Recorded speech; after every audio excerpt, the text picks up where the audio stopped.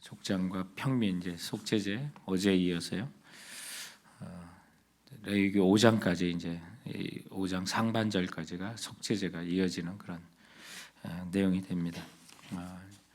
우리 이제 번제 보고 또 화목제 살펴보고 오늘은 이제 속죄제의 순서가 되는데 이게 원어로는 하타트라고 하는 그런 말을 씁니다. 그래서 부정하게 된 성소를 청결하게 하는 기능을 뜻하는 하타트 속죄제라고 이제 번역을 우리가 많이 하지만 그러나 정결제라는 말을 더 원어에 더 가깝습니다.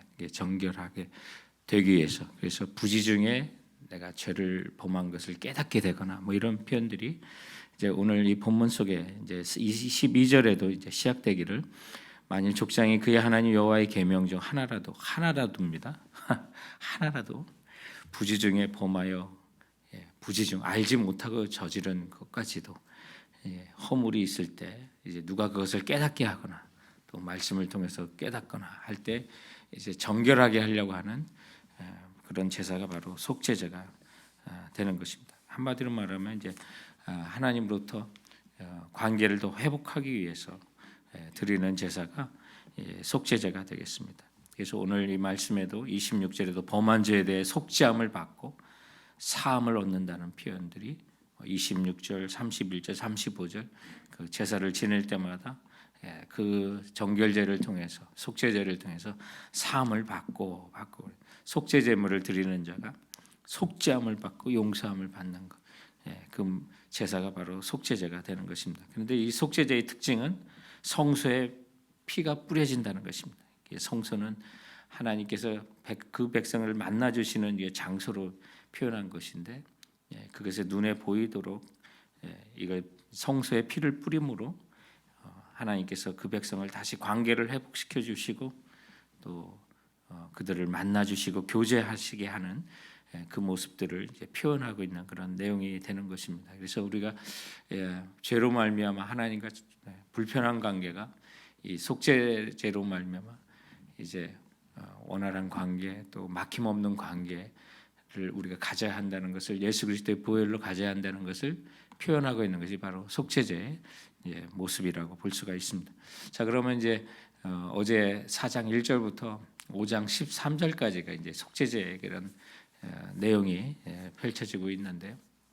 그 내용들을 보면 이제 직분에 따라서 제물이 달라집니다. 그러면 이제 번제나 소제 같은 경우는 제물을 중심으로 구성이 되는 제사가 나눠지는 반면에 이 속죄제는 그 사람의 사회적 신분에 따라서 제사의 내용이 결정되는 겁니다. 그래서 제물에 따라서 제사가 결정되는 것이 아니라 이 속죄제는 내가 누구냐 또 우리가 누구냐에 따라서 그 제물이 결정되는 그 특징을 갖고 있는 그런 제사라고 볼 수 있습니다. 그래서 3장 3절부터 12절까지가 대제사장의 속죄제로서 가장 중요한 또 사회적 신분이 높아서 부지 중에 죄를 범하거나 사회적인 어떤 큰 문제를 일으키면 그 영향력이 큰 것처럼 그래서 송아지를 잡아서 하나님께 드리고 그 제물의 이제 가격이나 또 가치가 좀 달라지는 것을 보게 되고 또 13절부터 21절은 온 회중의 속죄제로서 똑같이 이렇게 송아지를 드리게 되고 근데 이제 오늘 이제 본문인 22절부터 26절에는 족장들의 속죄제의 모습이 오늘 이 본문 속에 나와서 숫 염소로 제물을 드리도록 하시는 하나님의 규례가 거기에 나옵니다. 근데 이제 평민들의 경우 오늘 그 제목이 족장과 평민인데 평민의 경우도 이제 두 개로 나눠집니다. 사실은 이거보다 더 세분화돼서 5장을 통해서 더 이렇게 나눠지게 되는데 그 평민 중에서도 27절부터 31절에 염소로 드릴 때는 어떻게 하라 뭐 이런 말씀이 있고 또 그런가 하면 어린 양으로 드려지는 경우에 또 속죄제에 대한 내용들을 이렇게 표현하고 있습니다. 근데 5장에 넘어가면 이제 가난한 자들은 어떻게 하겠냐? 산비둘기와 비프들기 2마리로 제사를 지내고 그것도 없는 사람들은 어떻게 하냐? 밀가루 우리로 보면 이제 소재로 이렇게 함께 드리는데 피 없는 제사는 하나님께서 받지 않으니까 그 상번제로 날마다 이제 제사장이 하나님께 드리는 그 상번제 같이 드려진 것으로 이렇게 보여져요. 그래서 우리 곡식으로 드리더라도 없는 사람들은 하나님께서 그런 배려를 하시지만 그래도 동물의 피가 죽어가는 그 현장에서 드려지도록 해서 하나님께서는 항상 피 흘림이 없은즉 사함이 없다는 말씀을 이뤄가는 것을 이제 보게 되는 내용들이 이게 속죄제의 이제 모습이라고 볼 수 있습니다. 그러면 이제 속죄제의 의식들이 있습니다. 그래서 먼저 그 신분에 따라서 자신이 드려야 되는 그런 흠없는 동물, 모든 제사가 다 흠없는 걸 이렇게 써야 됩니다. 근데 예수님 시대에는 이제 성전의 제사장과 결탁을 해가지고 저는 거, 눈 먼 거, 뭐 이렇게 같이 떨어지는 것들을 그 성전에서 인정하는 상점에서 사왔으면 다 그걸 받고 하는 것으로 인해서 이제 타락한 그런 모습을 갖게 되는데 이것이 우리의 주님께 나갈 때 얼마나 신령과 진정으로 나가야 되는 것을 예표하는 것으로 흠없는 동물을 이제 회막의 입구에 가져와서 그 제사를 드리는 자가 자기의 손으로 제물의 머리에 안수한 다음에 그것을 잡는 것입니다. 그래서 다른 동물의 제사 의식과 동일하지만 이제 그 후의 의식이 속죄제에만 이제 독특하게 나타나는데 그 동물의 피를 단추에 이제 뿌리는 것으로 그리고 피의 일부를 대야에 담아서 특별한 용도로 사용하는데 나머지는 이제 단 밑에 그 피를 붓는 겁니다. 그래서 오늘 본문에도 보면 26절에 제단 밑에 쏟고 30절에 제단 밑에 쏟고 34절에도 제단 밑에 쏟고 이게 이제 속죄제의 특징을 이렇게 표현하고 있는 내용들을 볼 수 있습니다. 그래서 뭐 본인이 다 잡아야 되고요. 본인이 잡아야. 저 어제 이게 속죄제 말씀 전갈 때 제가 닭도 못 잡는 사람입니다. 닭도 못 잡는 사람인데 그만큼 자신의 손으로 동물들을 이렇게 죽이면서 내 죄에 대한 값이 얼마나 정말 처절한지를 느끼게 하는 것이 바로 제사라는 사실을 깨닫게 하는 것입니다. 그래서 물론 이제 뭐 대제사장이나 제사장이나 온 회중의 것은 이제 대제사장이 그 피를 가지고 회막 안에 들어가서 피를 성소와 회막에 이제 그 7번 이렇게 뿌리게 되는데 이것이 예수 그리스도께서 이제 회막의 문을 회막을 이제 열어서 커튼을 열어서 하나님과 직접 나가는 길을 산길을 열어주시는 히브리서로 연결되는 그런 내용들을 이렇게 보게 되고 또 약간의 피는 이제 향단에 뿔에 이렇게 바름으로써 우리가 하나님과의 거룩한 관계를 이제 회복하는 것을 표현하고 있는 그런 내용들이 있는데 오늘 이제 족장이나 평민들이 이렇게 속죄제를 드릴 때는 회막 안으로 들어가지 않고 회막 그 뜰에 위치한 번제단의 뿔에 바르는 것으로 이제 마치는 그런 제사가 속죄제가 바로 족장과 평민의 제사가 되겠습니다. 그래서 그 나머지 이제 고기를 처리하는 그런 내용들이 오늘 이 본문 속에 있게 되는데요. 그래서 또 뭐 남은 피는 번제단 밑에 쏟고 기름 부이는 화목제와 마찬가지로 번제단에서 하나님께 향기로운 냄새로 이렇게 태워드리는 장면으로 이제 오늘 31절에 이렇게 또 표현되기도 합니다. 특별히 족장의 속죄제를 보면 특별히 특권을 갖고 있는 그런 위치가 되지 않겠습니까? 그래서 다른 일반 백성보다 또 심각하게 간주되는 것이기 때문에 그 좀 더 비싼 숫염소로 제사를 드리고 그러니까 신분에 따라서 좀 비싼 것으로 드리는구나. 또 평민의 속죄제는 그것보다 좀 배려를 해주시는 거라. 암컷의 어린 양이라든지 그리고 가난한 사람까지도 배려하시는 그런 속죄제, 재물에 따라 신분에 따라서 재물이 달라지는 그런 특징을 갖고 있다는 것을 보게 됩니다. 자, 그래서 속죄제를 언제 이렇게 드리게 되느냐? 언제 드리게 되냐? 모든 죄를 깨달았을 때, 모두가 죄를 깨달았을 때. 근데 그 내용들이 굉장히 다양하게 이제 펼쳐집니다.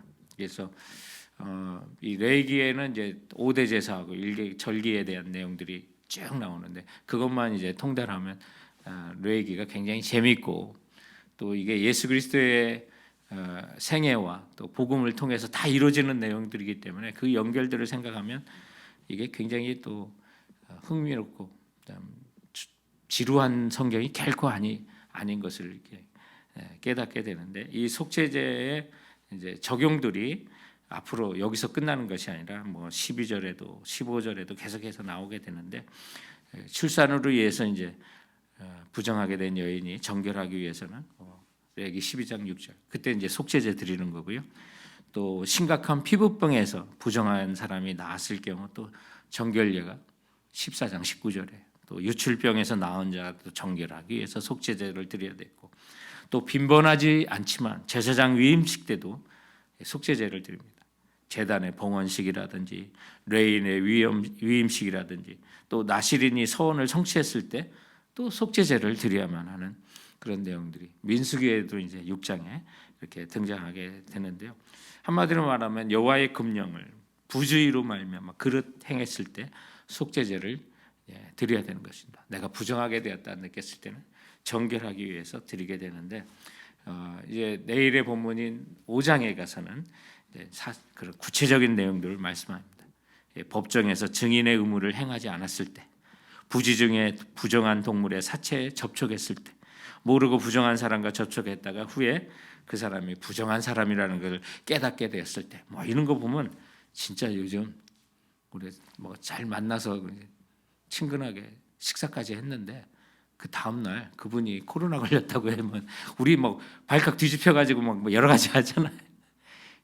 그때는 몰랐는데 깨닫고 막 테스트도 해봐야 되고 자가격리하는 것처럼 이 코로나가 하나님께서 우리 제사를 이해하는데도 큰 도움을 주셔요. 그런 거예요. 부지 중에 느끼고 그냥 그거라도 정결하게 되려고 하는 그런 모든 모습들이 요즘 바이러스 이렇게 유행하는 팬데믹 기간에 더 많이 깨닫는 거예요. 주님께서 그래서 이렇게 말씀하시는구나. 우리가 정말 모르고도 부정하게 되는 일이 참 많은데 알고도 죄를 짓는다? 있을 수 없는 것이다. 이런 표현들을 주는 것이 레위기의 말씀이라고 볼 수 있습니다. 그래서 무심결에 또 맹세를 했다가 자신이 이를 지키지 않았음을 깨달았을 때 속죄제를 지려야 한다든지 많아요. 정말 살펴보면.